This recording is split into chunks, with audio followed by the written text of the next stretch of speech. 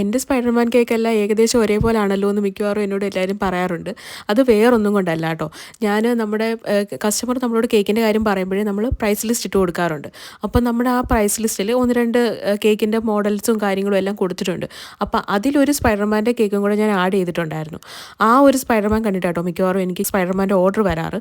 അപ്പോൾ ആ ഒരു സ്പൈഡർമാന് ഞാൻ കസ്റ്റമറോട് ചോദിക്കാറുണ്ട്, ഞാൻ എന്തെങ്കിലും വെറൈറ്റി സ്പൈഡർമാൻ്റെ ആ ഒരു തീമിൽ തന്നെ വേറെ എന്തെങ്കിലും ചെയ്തോട്ടെ എന്ന് ചോദിക്കാറുണ്ട്.